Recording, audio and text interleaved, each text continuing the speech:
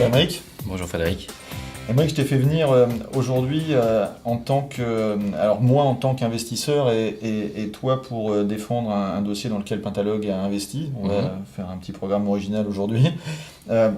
J'aimerais que tu nous expliques assez précisément en quoi Pentalog a pris de bonnes décisions en investissant dans Virtual Fanatic et en particulier dans la dimension cloud de Virtual Fanatic.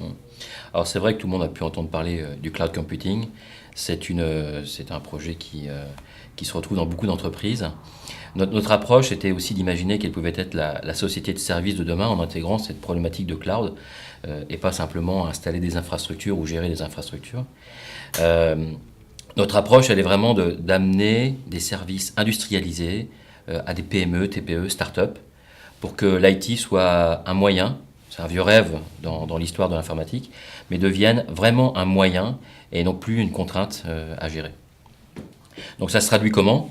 Ça se traduit par un catalogue d'applications où je vais installer mes applications dans mon cloud privé virtuel. Oui. Plus de matériel, plus d'investissement à faire. Où tu vas ? C'est qui ?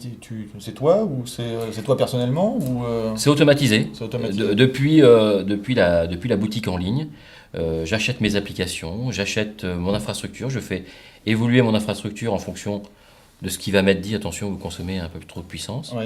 Vous êtes un peu en limite de ce que vous avez. Donc moi, client, j'ai rien chez moi. Rien du tout. Je me connecte à un site web. Si ce n'est le terminal, Ouais. Une tablette, un smartphone ou un poste de travail, un accès Internet évidemment, pour accéder à ces ressources qui sont distantes et qui ne sont accessibles que par des réseaux privés. Bon, et concrètement, ces ressources, c'est quoi ? Alors, ces ressources, ça va être du stockage, de la puissance de calcul et surtout des applications. Parce qu'au final, qu'est-ce qu'on a besoin dans son informatique ? C'est le service des applications qui sont apportées. D'accord. Donc, je vais pouvoir stocker mes fichiers en ligne, Ouais. accessibles de manière sécurisée n'importe où. D'accord. Parce que sur mon smartphone, je vais avoir une connexion au réseau privé, Ouais. que d'autres n'ont pas. Ouais. C'est mes applications métiers, Ouais. la CRM, voire même de la téléphonie, Ouais. que je peux intégrer dans mon cloud privé, Ouais. à proximité des outils du système d'information. Tu pourrais peut-être me donner un exemple type d'une PME dans un métier qui trouverait toutes les réponses qu'elle se pose et qui ferait appel à Virtual Fanatic. Alors oui, une société de e-commerce, D'accord. qu'est-ce qu'ils ont besoin ? Eh bien, ils ont besoin d'avoir une plateforme publique robuste Oui. pour absorber le trafic qu'il va y Ouais. avoir, scalable, Oui. pouvoir monter en puissance Oui. en fonction des trafics qu'il va y avoir, sécurisé avec de la sauvegarde continue, parce que dans le e-commerce, perdre de la donnée, c'est beaucoup de valeur. Ouais. Donc là, on est sur le front office.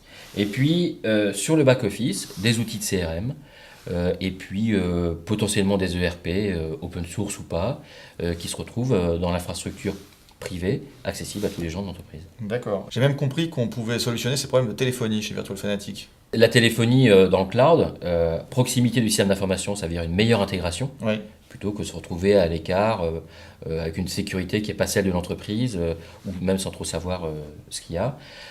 Et puis une téléphonie qui permet de réduire les coûts, parce que utiliser ces systèmes Internet permet d'accéder à des coûts de communication très très bas, D'accord. y compris pour les mobiles. Bah, alors finalement, je crois que maintenant j'ai bien compris, mais ce que j'aimerais bien savoir, c'est qu'est-ce qui sépare Virtual Fanatic, le cloud Virtual Fanatic, des grands clouds nationaux dans lesquels l'État investit. D'abord, premier critère de différence simple, eux, ils n'existent pas. D'accord, oui, c'est vrai. Ils communiquent. C'est vrai, ils communiquent. Oui, c'est vrai, on entend beaucoup parler. C'est vrai qu'ils ont reçu de l'argent. Oui, c'est pas mal non plus. Voilà. Ouais. Ça plaira à tout le monde. Sauf que leur offre, le peu qu'ils ont communiqué sur leur offre, Mm. c'est avant tout des offres d'infrastructures, vendre de la puissance d'exécution et de stockage et de réseau. Si on compare avec nos services, là où nous on va fournir le pull, la boîte pour l'emballer, etc., eux ils vont fournir les aiguilles, la laine, et il faut certainement trouver la grand-mère pour tricoter. D'accord, il n'y a pas de service de grand-mère en ligne, non, ça on ne trouve pas encore sur le web aujourd'hui. C'est peut-être une bonne idée. D'accord. Ok, bon alors tout ça on le retrouve où ? Comment je fais pour, si je suis le patron d'une PME et que j'ai envie d'aller sur Virtual Fanatic ? Le store est accessible à l'adresse http://cloud.virtual-fanatic.fr. Merci beaucoup. Merci.